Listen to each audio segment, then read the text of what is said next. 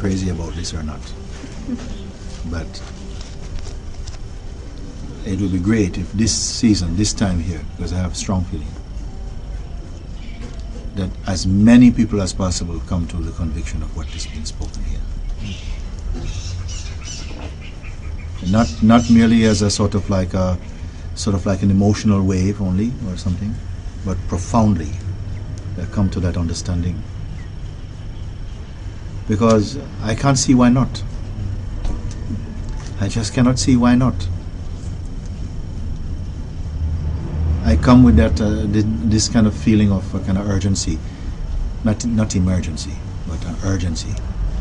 That somehow, look, if I feel really that a lot of very mature beings, let's put it like that, come here to get is a great place that give you all the support you can do to really come to clarity about it. Thereafter, maybe they may take a time to really stabilize the intellect and the mind into that space. That may take time, and it will continue somehow. The dynamic consciousness will continue maturing, refining itself. For as long as the vital force is staying in this body, there is something that's going into greater and greater depths of its own beautiful mystery, but against the background of unchanging awareness. This is the paradox, the kind of mystery. I am pushing you to that ultimate seeing, that pure awareness experience, self-experience. The rest is a gradual stabilizing of the attention so that the vasana energies, those dormant energies inside, they are burnt. They are burnt, no? But they will come. As we spoke this morning, I was so happy to say this about this time frame within which the mind will be at its most potent in its resisting power, in its distorting and distracting influence, to try and break your concentration, to break your understanding, to make you feel unworthy, to make you feel you're not yet there. All these things will come, and you have to bear that assault. And so this is why we talk about these things, so we can expose these things in open air, so you know beforehand. Because if you expect something to give a big fight, you're more prepared. And then you maybe see it's not a big fight at all. I don't know. But it was a joy to expose this type of thing, that it does happen. And innumerable beings have come to a place of stillness, of no mind, and so on. But sometimes gradually mind crept back in. But initially crept back in, it doesn't have any power. You just have suggestibility. And then you supply through memory and affection. You start to give it energy again. And then it establishes another relationship. And it seems to create a cataract. We speak cataract in the real seeing. It can happen like that.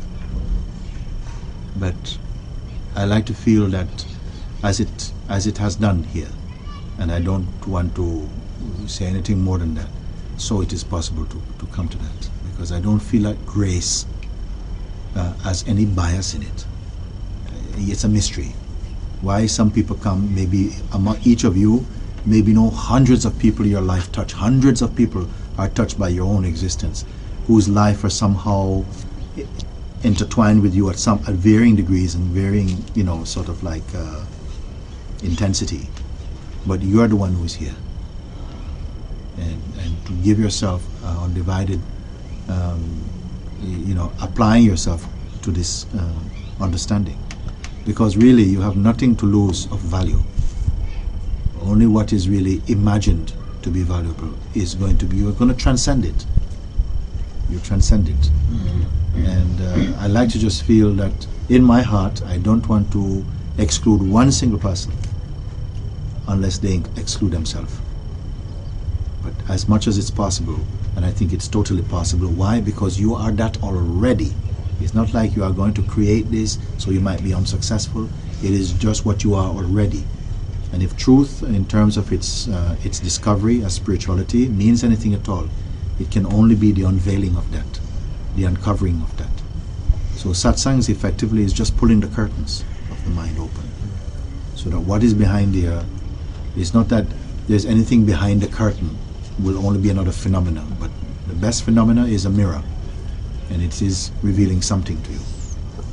So this is why somehow the energy somehow is being supplied to continuously point to that thing, so that gradually we have nothing, no place to go but to admit, but that is true. I am that. I am that.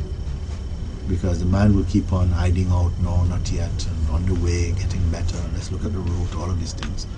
But something presses you against the wall, and you have cuts off all your escape routes. You run out of moves. Maybe sometimes it's like that. But for some people it's simple. They look and there's so much joy in discovering, so much joy in coming to this discovery. You're so grateful because you think, my God, what have I done to deserve even such a beautiful discovery? You see? Because I think if we were sitting down and this satsang was about learning how to turn water into wine, there would be millions of people queuing up to get in, and everybody would be so happy, you know. But instead you are being shown the way to your timeless, eternal existence. And sometimes I see people looking very sad. You're suffering.